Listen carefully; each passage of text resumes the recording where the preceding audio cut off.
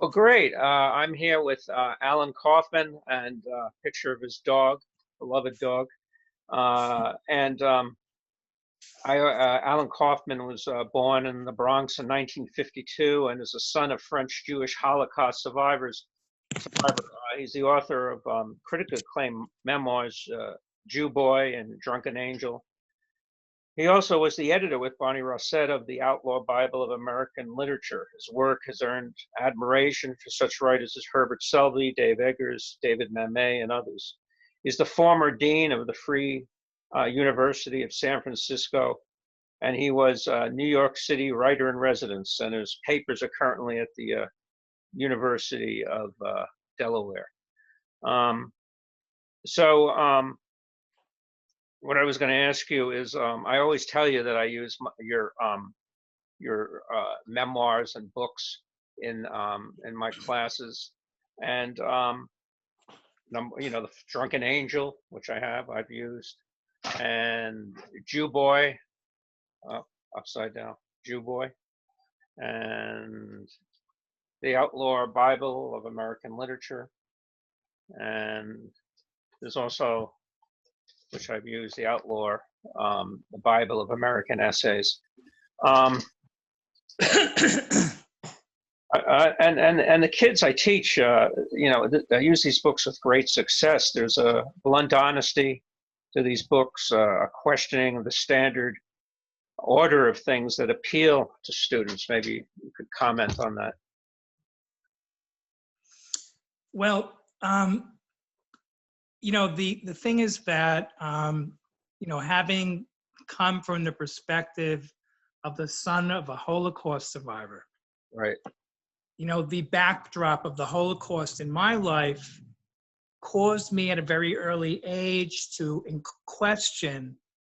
query some of the premises that bind Western civilization and my relationship to them. I mean, in the Holocaust, all of the assumptions of Western civilization were subverted, undermined. And we saw the collapse of the moral center. The murder of 6 million Jews, and my mother was a Holocaust survivor. So, when I began to encounter some of these perspectives in literature, querying the premises of Western civilization, I began to ask those questions too, and of literature. And the other thing is, I encountered in Western literature, I encountered a lot of anti-Semitism, in some of my heroes, Hemingway, Dickens, and so forth, Dostoevsky.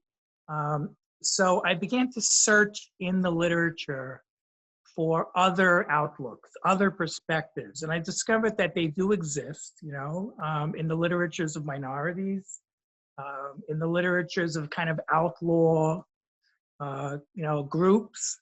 And I began to kind of, burrow in there into their literature and to assemble a picture that is an alternative canon to American literature, a different canon, of oppressed groups, oppressed minorities, and so forth. So, I mean, that's kind of a quick. And so students would even be more open to that. I mean, they have less baggage and more open to things, I think. No doubt.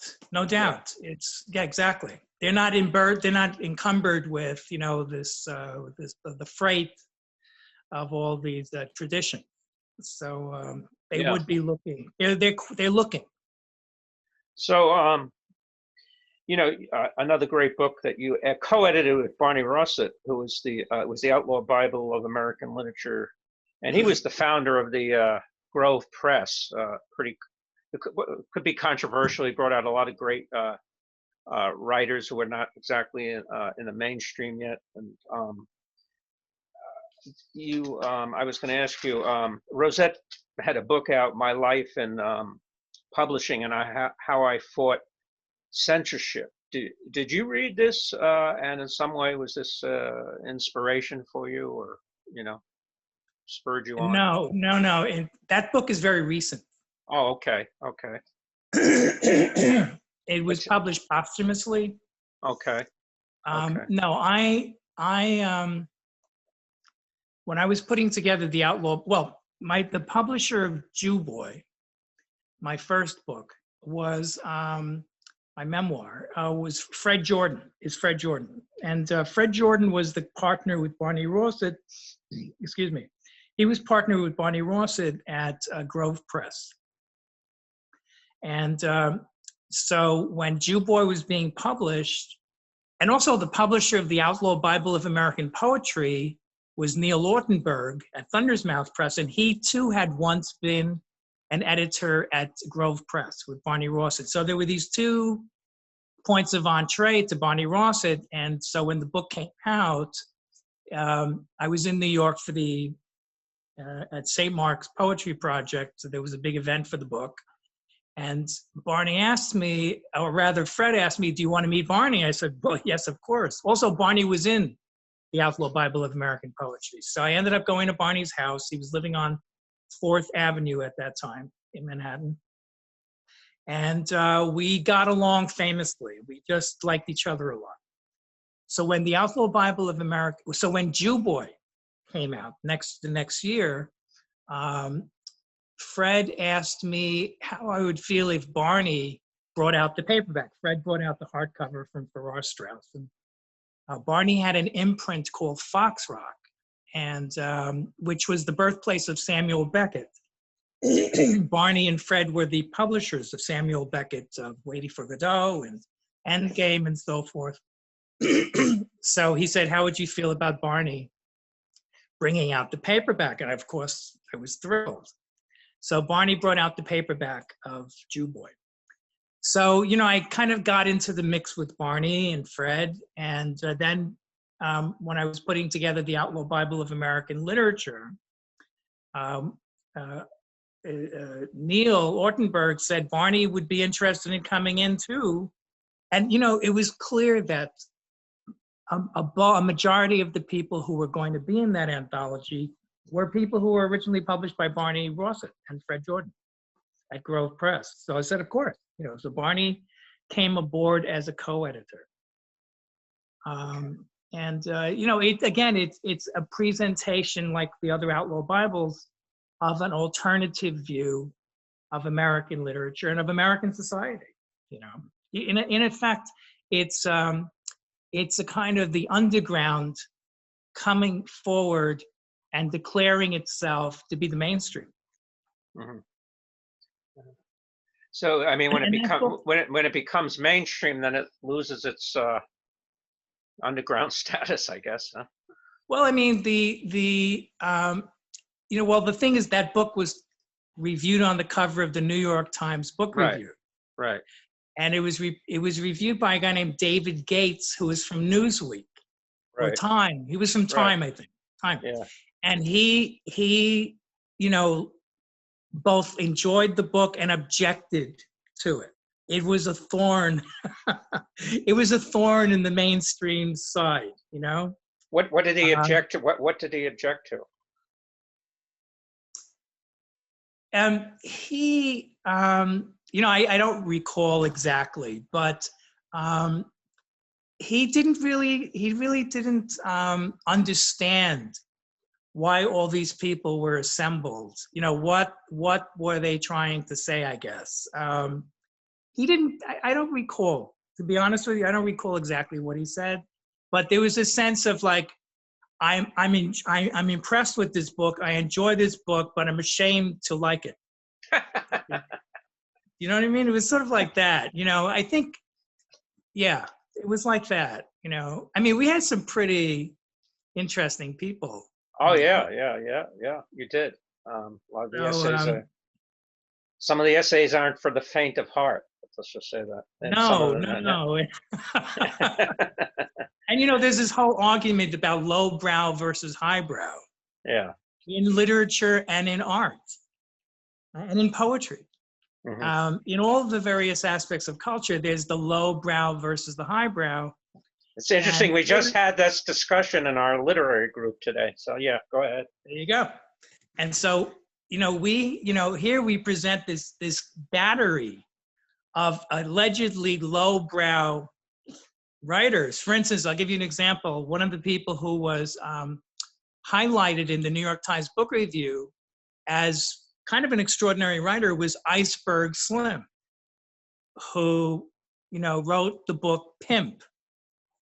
Now, Pimp is a very, very ornery book. I mean, but it's written in this extraordinary language, that mixes kind of like African-American slang with street, slang, but also has its own way, its own kind of grammar.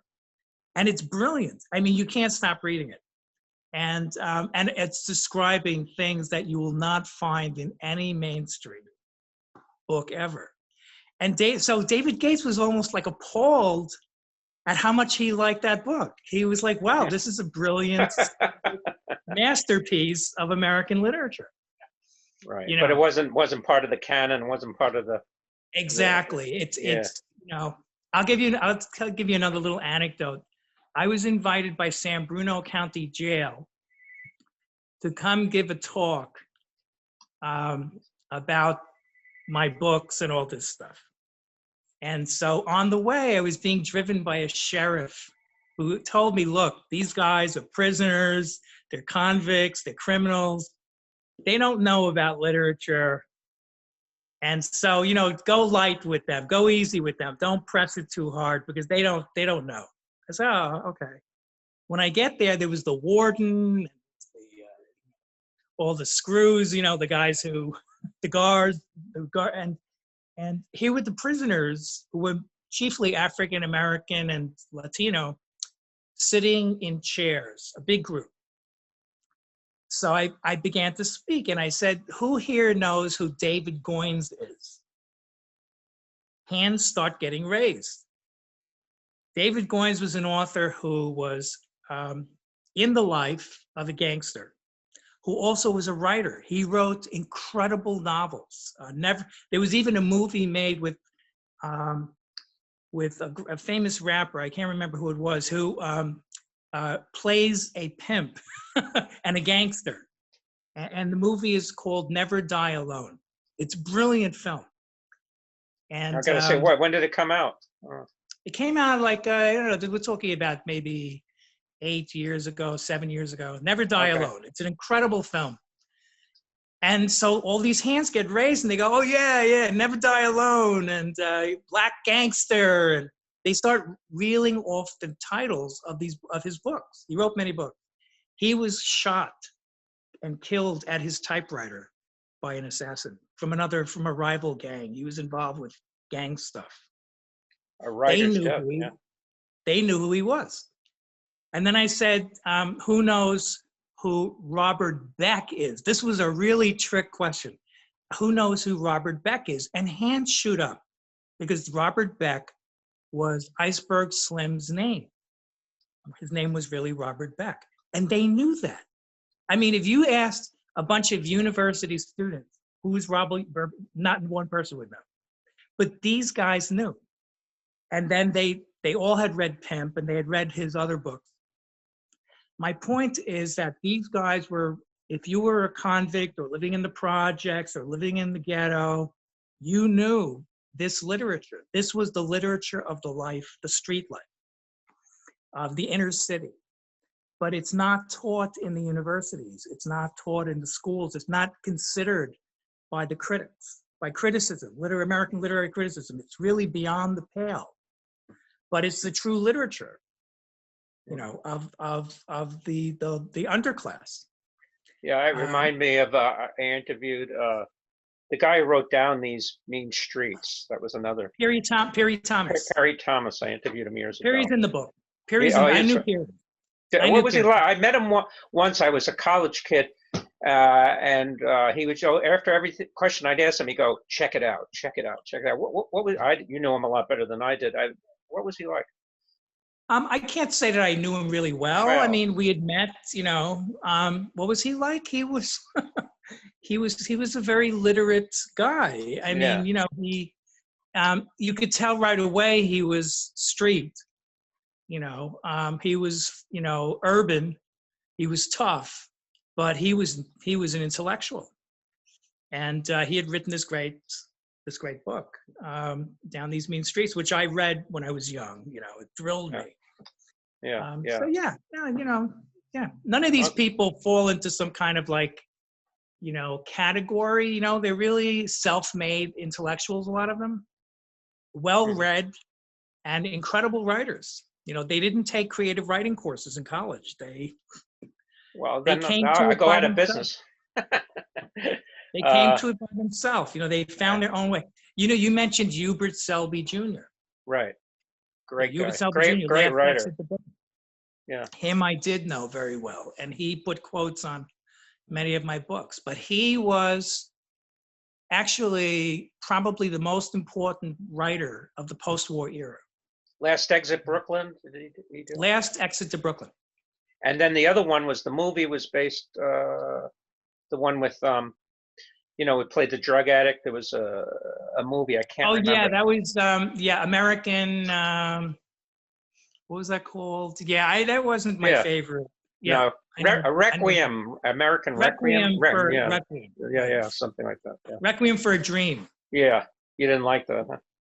Nah, not really. To me, Last Exit to Brooklyn is the post-war masterpiece. It's just an extraordinary book. Anyway. Please. Yeah. So, I mean, when you were younger, you were described as an outlaw, and you probably because of your Holocaust sensibility and all that, you felt like a victim. But now, in your 60s, do you still have that same sense of being an outlaw or being on the run, et cetera, et cetera? Well, I didn't feel quite like a victim. I felt like when I was young, I felt like I was being spoon-fed or force-fed a narrative about civilization and culture and survival and existence that wasn't quite jibing with what I understood. So I began to seek alternative views. Now I would say that, I'm not out there robbing banks. I'm not ripping and running in the streets. I'm a writer. Right. And, I think that I was looking for a happy medium between, literature and culture and personal perspective that, is uninhibited. I think that the thing I was against was the prescribing against, expressing certain ideas or expressing certain views. And also I was looking for more avant-garde means of transmitting, writing that don't fall into, the Saul Bellow, say. No. But, I was going to say that, and for the search for avant-garde, the setting is the Bronx, which, 1950s and 1960s. And I think and you describe it brilliantly. I love all the way you describe the Bronx. And my family's from the Bronx too. Where in the Bronx? But they grew up in the near Grand Concourse, Wallace Avenue, that type of place. Okay. Yeah. And so what I liked was, because of there's certain, even though it's an urban area, there's a certain provincialism about the Bronx, but you described the setting. I mean, the Bronx, can you tell us about the Bronx setting and how that gave you, in some ways, the impetus to go over the river to New York and then out west in your travels? Yeah, my father he was the third generation Bronx. And when his grandfather came to America from Russia as a baby, actually, so they came over at the turn of the century, and they were in the Bronx. His great uncle was Abraham Kahan, who was the founder and editor of the Yiddish Daily Forward. Really? Yeah. My father, though, didn't come from the branch of the family. His mother was Beatrice Kahan, who was first cousin to Abraham Kahan. So, but my father didn't come from the branch of the family that were intellectuals, and he came from a branch of the family that ended up at Sing Sing, dying in Sing Sing, Rikers Island. They were there for Well, attempted he murder. was sort of imprisoned in the postal office himself, right? Yeah, I mean, Yeah. he worked on and off at the post office, which was a sketchy kind of situation too. Yeah. But his brother Arnold had kids. One, Harvey, died at Rikers Island. Dennis, for attempted murder. Dennis was at Sing Sing for murder. There was a third brother, Ivy, that died in his mother's bathtub with a needle in his arm. You don't hear about these types of Jews. I mean, everyone assumes they're all accountants and successful, The fact of the matter is, the first gangsters, the big gangsters, were Irish, Jewish, and Italian. There you go. Yeah. And you had Kid Abe Relis. They called him Kid Twist. You had the Louis Lepke, the head of Murder Incorporated. I saw that movie. Legs Diamond. These were Jews. Yeah. These were the famous gangsters who were Jews. Yeah. So I think my father met Louis Lepke once when he was a kid. It was like a great moment in his life. He met Louis Lepke, The guy was the head of Murder Incorporated. That was a good movie. Did you see it with Peter Falk? I did. Yeah. So yes, they were Jewish gangsters. They were Irish gangsters. They were Italian gangsters because that's how immigrant groups survived in America, in the melting pot. That's how you survived. Right. So most. But you weren't necessarily immigrant groups in the 50s and 60s, right? No, my father was third generation Bronx, but he was of a branch. He was of a group that didn't rise up. There was this great ascendancy of American Jewry in the 50s into intellectual prominence, and political in the 60s. Began to enter into 50s and 60s into political influence. You had everybody you had the Partisan Review crowd. Clement Greenberg and Harold Rosenberg in the art world, Saul Bellows, Bernard Malamud, Philip Roth in literature, the great triumvirate. American Jews were ascending. They were no longer hanging back and having to be gangsters or whatever it was they needed to do to get money or to eat. They were beginning to generate influence in the culture at large. But I didn't come from that branch of of American Jewry. My father was, still a street guy, hanging out in Times Square. And my mother was a French Jewish Holocaust survivor. So we were kind of on another planet, Mm-hmm. And so in the Bronx, we did a lot of moving around because my father was, he'd work in the post office, and then he'd get involved in something sketchy. He was often had loan sharks after him. We had to move around a lot to escape from the loan sharks. Mafia guys? Or? Yeah, I mean, loan sharks guys, leg breakers. They lend you money and then you don't pay up and they break your leg. So we had to leave New York a lot. Yeah. And, but when we finally settled back into the Bronx, my father kind of calmed down. He started working steadily at the post office. And we lived, near 171st Street in the Grand Concourse. And what happened was. Oh, go ahead. Go ahead. No, I was just going to. No, I want to hear what you have to say. I didn't. So go ahead. What happened was Robert Moses built the Major Deegan. Okay. Through the Bronx. And there was white flight from the Bronx. They all moved to Co-op City and Left Rack City and Queens, and they got out. That Co-op City is iconic for me. Ever I'm driving down to New York or throughout my childhood, those towers, are always there. It's like the Citgo sign in Boston.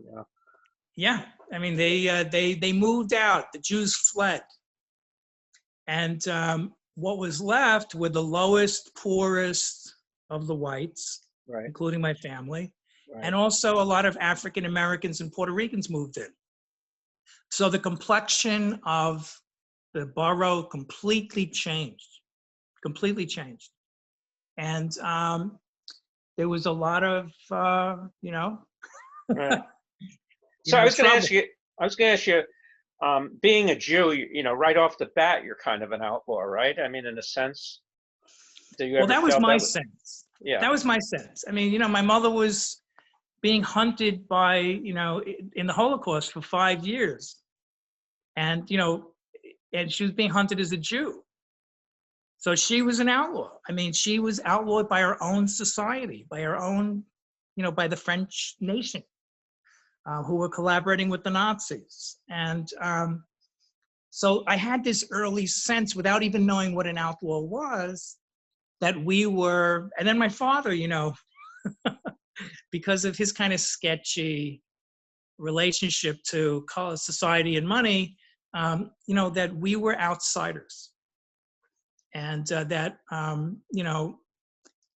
yeah. And so we were outsiders, and even as Jews and even as Americans, we were kind of outsiders. Poverty, encumbered by poverty, and my mother really instilled in me a narrative about how you can't trust anybody. You can't trust America. You can't trust France.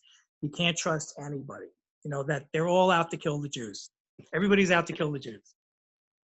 So, Yeah, I mean, yeah. that was the narrative I was given when I was a kid.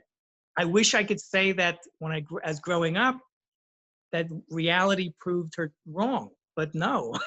I Yeah, keep it's funny. seeing There that was playing there out. was the anti. My father was one. He wanted to fit into advertising in Madison Avenue in the 50s, and Mhm. he changed his name from Horowitz to Holder, and he was anti-Semitic. He wanted to disavow all those frock-coated men, and be part of the establishment. So Your it's weird. father, My father your father was. was? Yeah, he Okay. was like that. But I was going to ask you, Drunken Angel, the title. Maybe I'm stretching too far, but is it any influenced by the Kurosawa movie? The title.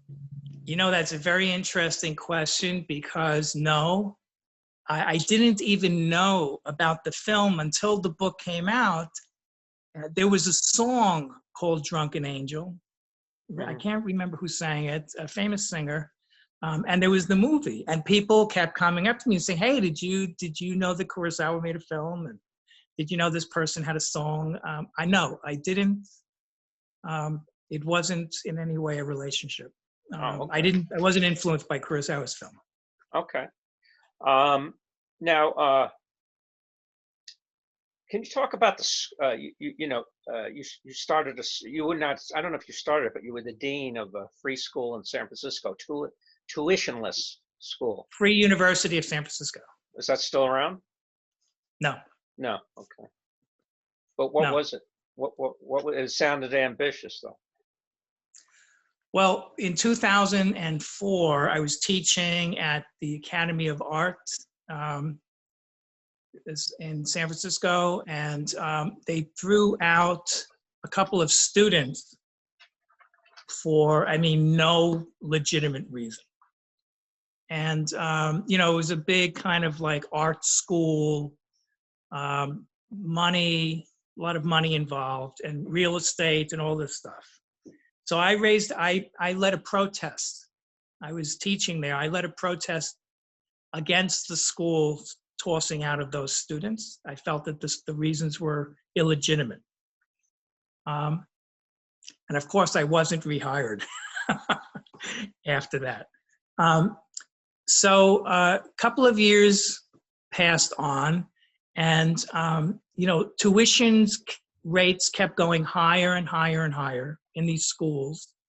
And students were living hand to mouth. I mean, they were literally, some of them were literally, even when I was teaching, I had to buy food a couple of times. I bought food for my students because they were literally living hand to mouth. So when I Wow. saw, how tuitions were reaching these astronomical levels, I decided to experiment and initiate something called the Free University of San Francisco, where we would charge no tuition. There would be no money allowed to be given to the enterprise from any corporate. And I was approached by many corporate sponsors. Please, we'd like to discuss. I said, no money will be involved here. And I put word out there, and before I knew it, people were signing on to be members of faculty, to teach classes. Students appeared, and I found locations that were willing to host classes, and the thing kind of exploded. The New York Times ended up writing a story about it. It was in all the media. At one point, we had classes like up to 100 people in a class. Wow. Why did it fail? Why did because it of money. Money. It failed because of money. Well, it failed for two reasons. First of all, it wasn't meant to survive. It was an experiment. It was a protest, okay? And it was, a dream. It was a dream, that's what it was. It was following the Platonic model. Plato would go out with his students and he would sit on a rock and he would teach. There was no money involved. It was just teaching and learning. So it was trying to elevate education, learning, to the level that I felt it ought to exist in, rather than being this big money-driven enterprise that kind of sends, students to be slaves in technology. It was an effort to defend the humanities too, because the humanities were, collapsing in the educational system. They were shrinking. So anyway, but it wasn't, it wasn't predicated on any, organized financial basis. And at a certain point, places where we held classes couldn't host them anymore. Students who were striving to survive and to eat and to get an education couldn't afford to take time off to do this too. That kind of thing. Also, the other thing was political divisiveness within the Free University of San Francisco. There was every kind of weird, political stripe, persuasion showing up, wanting to participate. And so at one point, we had this fabulous rainbow of political perspectives, but then they began to fight and argue among themselves. And then just like any faculty, right? Yeah, no. It was like a Tower of Babel, Yeah. And at a certain point, it began to fracture and it fell apart, So I wouldn't be insulting you if I said you were, in the best sense of the word, a holy fool. A fool, certainly. Holy, I don't know.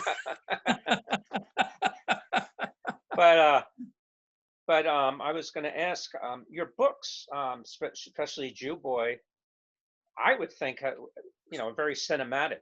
If you had any movie offers or anything like that for your books. It's very, very interesting that you asked me that, because at the moment, the film, for the last 8 years, there's been a film company that has been optioning the film rights, and I'm now about to break away from them. Why is that? For two reasons. One is economic, and the other one is that the vision that they have for the book is a Hollywoodization. It's a cheapening. I hate to say this publicly, but to me, it's a cheapening of what the book is about. I don't want to do it. I'd rather have no movie than a cheapening version. Well, how about Portnoy's Complaint? That was a Hollywood treatment. What did you think of that movie? Didn't like it because it's not really, it's not the book. I mean, the book is, the book is better than that. But is it possible to have a film that is as, in depth and nuanced as a book? I mean, you know. Well, I tell you, the one, they've made a couple of Cormac McCarthy books into films, which have been disastrous. But the one that those Coen brothers did was excellent. I mean, Mhm. I think it really did capture the flavor and meaning of what he intended. So it is. There was The Road made, which was terrible, and All the Pretty Horses was awful. But the Coen brothers version, I forgot the name of the book, was quite good, of the Cormac McCarthy. So it is possible. How necessary is it, though? See, that's the thing. Why can't a book just be what it is? Why does it have to be made into a film? Mhm. Why does it have to be co-opted and entered into the capitalist, dream machine? I don't think that's really important. So I'm breaking away from that. I'm breaking away. Okay. So that's wonderful. I was going to ask you, I know on a much smaller scale, I was very happy to get the Doug Holder paper collections at University at Buffalo. And Congratulations. yeah, thank you. And I know you're at the University at Delaware. I mean, how does that feel Mhm. for you? Do you feel that you're glad that you have a home, Yes. recognition, Yes. whatever it is? What is that? How does Yes. that feel? Yes. I have the most wonderful home there at the University of Delaware. Tim Murray is the curator, and they have created a beautiful repository for all of my life's work. I mean, they have not just the books and the paintings, but they have all the manuscripts, all the marginalia connected to my career, and then they have this vast library of the people who I've published in my anthologies, and then they have even my own personal book library Wow. also there. They have everything that's me there. Yeah, I And think they got about 2 boxes for me, but yeah, I'm happy. and also to say, that my personal curator, I mean, at the University of Delaware, is Rebecca Melvin Johnson, who is a brilliant, brilliant curator. She is Joseph Biden's curator Wow. at the University of Delaware, and Okay. my curator. There I you go. mean, I'm like, what? Here's another thing. Rebecca and Tim, I contacted them once saying that I have got a 132 pages, I think it's 132 pages, of letters from my mother describing her experiences in the Holocaust. Wow. Wow. And would they be interested in that? Not only were they interested in that, they opened up an archive for my mother. Wow. My mother, under the name Marie Just Kaufman, has her own archive in the special collections at the University of Delaware. Oh, I can't she even never begin. lived to, she didn't live to No, see that. No. she never lived to see that.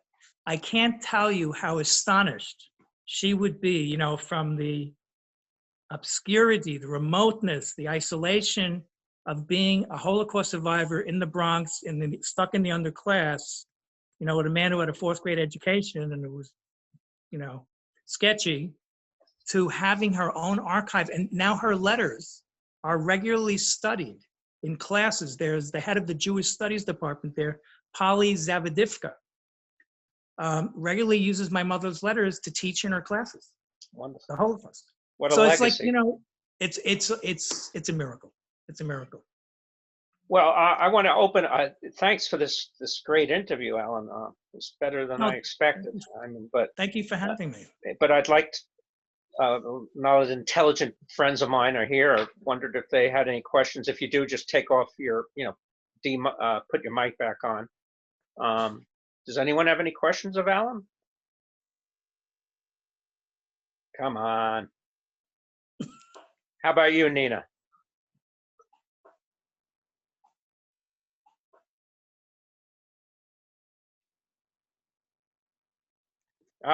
Your sound isn't on, Nina. Oh, There you go. I'm just fascinated hearing, and hesitant to ask a question as I don't know Alan's work, but I'm writing it down here, so I'm gonna fix that. But since I'm Jewish background, my grandparents fled Ukraine. I have a lot of Jewish history stories on both sides of my family. So it's just, it's very painful to hear, but I really treasure honesty. You know, I really treasure it. And being from that background, I've seen so many people hide themselves for very good reasons, you know, and manufacture backgrounds that are cover stories, you know. We all know this from everywhere, that I just really value your complete candor, and I look forward to reading some of your work. Oh, thank you very, very much. I really appreciate that. Thank you. Bill, you have a question for Alan? Well, I don't know. Do I? Do you? Alan, great interview, Doug, and interesting. Alan, fascinating life and work. You mentioned that the marginal writers and poets aren't on the, aren't on the syllabus and all. But what about? I'm thinking of Baraka. Amory Baraka, Leroy Jones. He made it. Yeah, up. they're in all my books. There you go. There you go. They're in the Outlaw Bible of American Poetry. Right. Leroy Jones, Amari Baraka. He is Leroy Jones. So yeah, him and his ex-wife Diane DePrima just recently passed away. Of course, she's also in the book. I mean, all those guys are in my books. I even have Shira Shakur. She was a Black Panther, or she was like a black Tupac's gorilla. mom, yeah. Asada Tupac's Shakur. mom, She was yeah. a black gorilla. She's in my book. She was. She's hiding in Cuba. Still living in Cuba. Hiding Well, from, Tupac was in your book too, right? If I'm not Tupac's mistaken. in my Yeah, book. They're all in my book. Yeah. In my books. Yeah. Yeah. Great. Yeah. I Anyone put the else? Outlaw. Oh, I'm sorry. Go ahead. Go ahead. No, Sonny Barger, the head of the Hells Angels, in 2 of my books. They're Great. all in there. Anyone else have questions for Alan? Were you influenced by any previous anthologies? I'm thinking of maybe something like New American Writing. New American Poetry. Yeah, or Could Rescue came out with one called Up Late. I think New American, Donald Allen's anthology, which, yeah, certainly that was impactive. In the sense, I saw this as being, I saw it when I did the Outlaw Bible of American Poetry, which was the first anthology. I saw that as being, kind of like the successor or rather, that being the successor to Donald Allen's anthology of the 1950s, I think it came out in 1960, actually. New American Poetry, and I believe it was published by Grove Press as well. In fact, Donald Allen was an editor under Barney Ross and Fred Jordan. So I did see this as kind of being a successor to that book. I've been in Andrei Kostrescu's little magazine that he publishes, but Up Late was not an influence in my anthologies. No. And also, the other thing was I wanted to create a alternative to, what do they call those anthologies, that are used in all the classes, Norton. Yeah. I wanted to create an alternative to the Norton anthologies. And one of the great moments in my life was when I was in New York as a New York Public Library scholar. I was writer in residence, and I was doing research on my 4th Outlaw anthology, the Outlaw Bible of American Art. And so I was in their library every day. And in their library, in the anthology section, they had right next to each other, the Outlaw Bibles and the Norton anthologies. And I was like, I've done it, here's the alternative, here's the mainstream, and here's the counterculture side by side.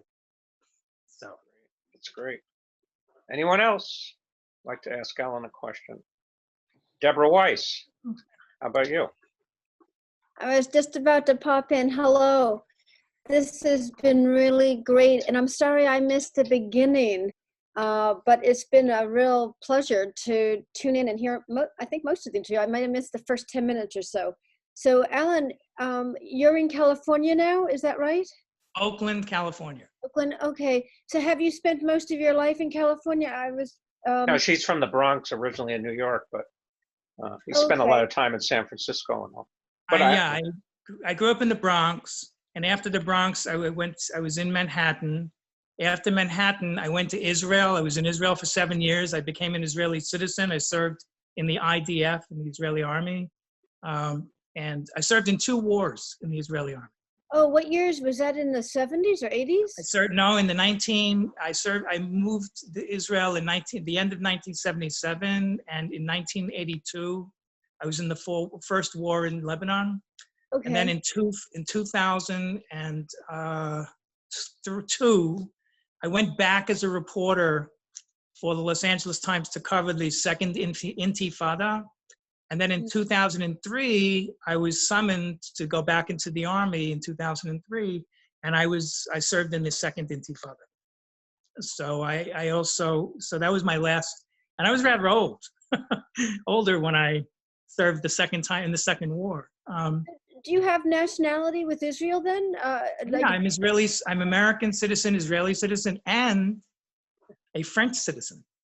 Oh, okay. That means an EU citizen because it's all of Europe. If you're in, that's correct. What happened was in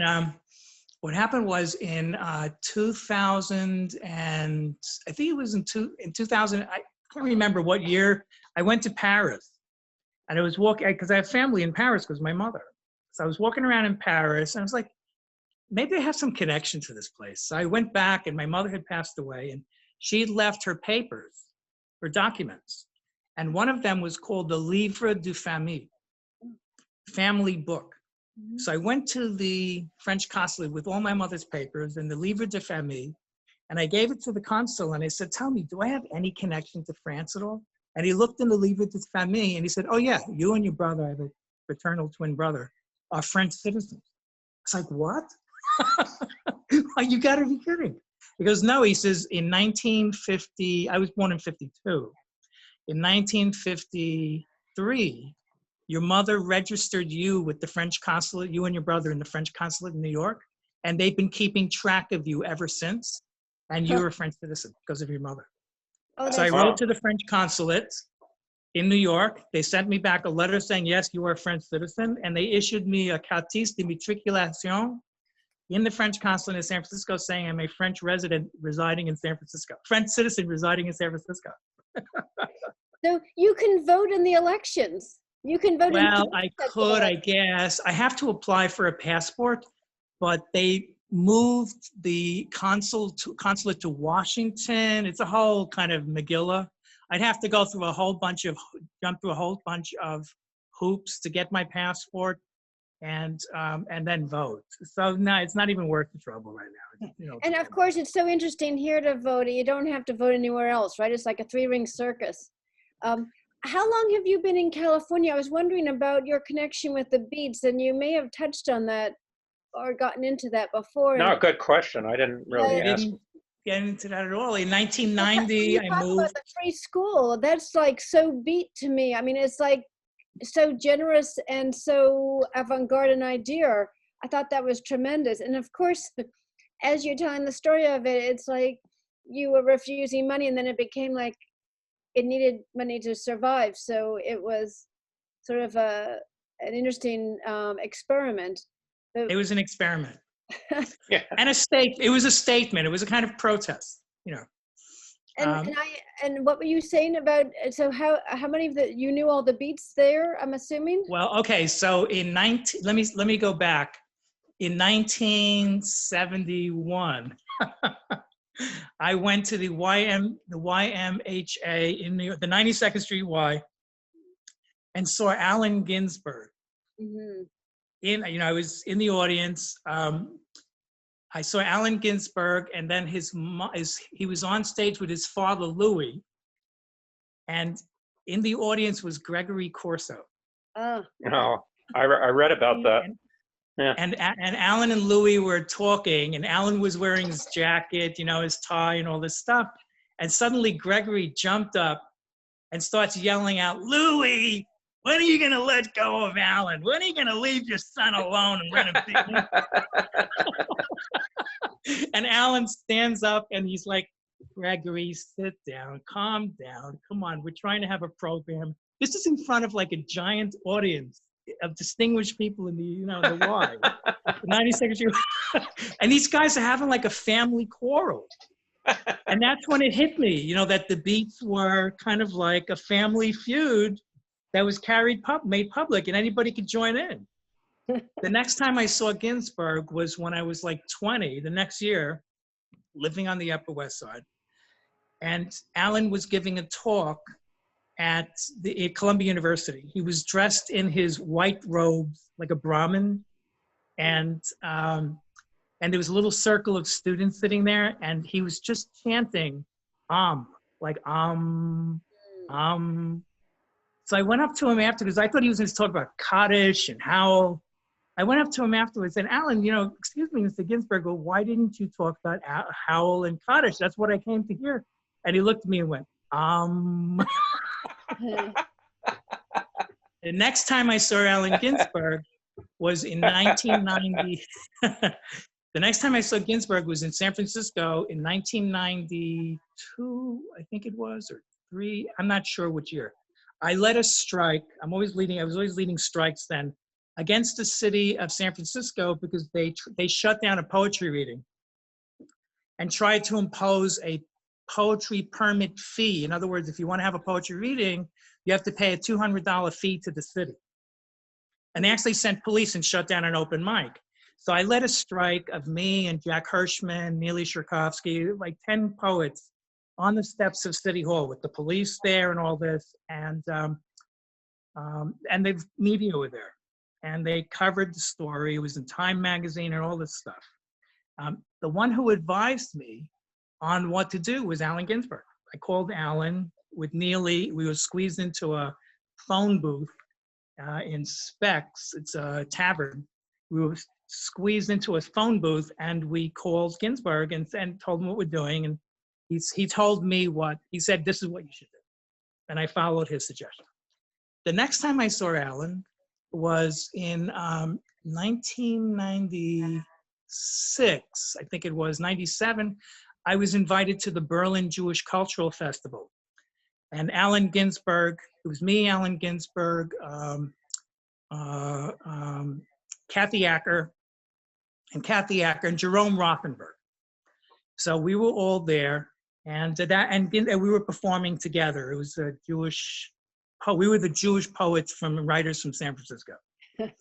And so that's when I saw Allen again. We hung out. He was a great man.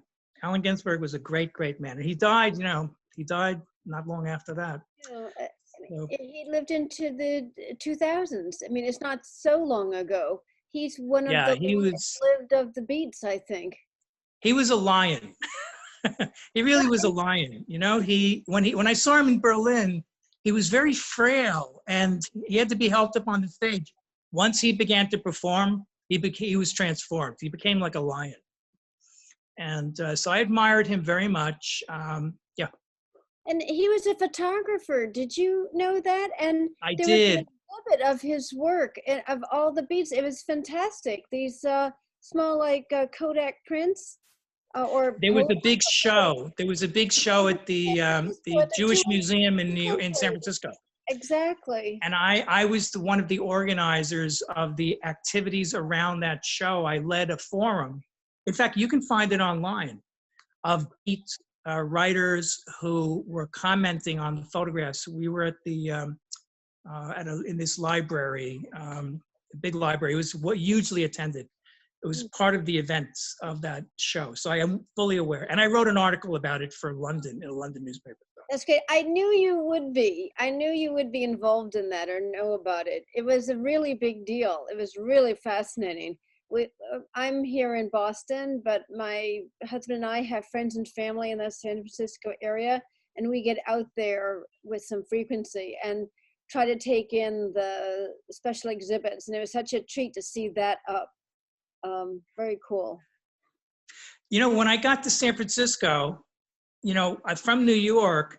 I had read about the Beats. I had seen the Beats, like Alan on stages and stuff. When I got to San Francisco, the Beats are just on the street. They were on the street here. They were in the cafes. You know, I'd walk into a coffee shop and there was Lawrence Ferlinghetti, and I'd be introduced. Here's Lawrence Ferlinghetti, or, you know, whoever it was. They were all there. So in 1990, they were still there. Gregory Corso. I know all three of Gregory Corso's girlfriends or ex-wives. I met them all. Kay McDonough, his ex-wife, well, she wasn't married to him, but she had Gregory's babies. So, you know, all these people were there. The whole beat culture was right there in the cafes, in the coffee house. Who was the famous beat poet? I did an article about him once. He died on a subway, sort of. Jack Michelin. Jack Michelin, yeah. Jack Michelin and I are good. You know, I dedicated the Outlaw Bible of American Poetry. It's dedicated to Jack Michelin. Jack and I were friends, good, close friends. From the Bronx too, right? He was from the Bronx. He was from, in 1990, there was a reading in a theater in the Mission District, and it was me, Jack Michelin, and Jack Hirschman. And after the reading, the three of us were standing in the lobby of the theater. It was usually attended events. And the three of us were standing in the lobby, and the three of us were talking about the Bronx, because the three of us, Hirschman, me, and Michelin, were from the Bronx. After we talked, it was raining out. He went out, Michelin went out, and was selling little chapbooks in the rain under the marquee of the theater for like $2 each to people as they were passing by. He was a real street poet. Yeah. Real street, and a wonderful poet. And he's usually represented in poetry and photographs in the Outlaw Bible of American Poetry. Absolutely. Yeah, Well, if no one, someone's gonna say something? No? Well, if no one has anything else to say, I just want to, I was amazed that Alan would come here on a small group, and I'm gonna send this out and put it in my archives and all this stuff. And he's been, a great guy. I've always admired his work, and so it was a real thrill for me to have him here today. Doug, the feeling is entirely mutual. Thank you, Alan. Thank you. Anyway, so I guess we'll be ending here. I'll send out the recording to you. It'll go on the local TV station and in my archives and online archives and YouTube. So thank you very, very much. Okay, Nice to meet thank you. This is great. Bye-bye. Peace. Bye-bye. Thank you.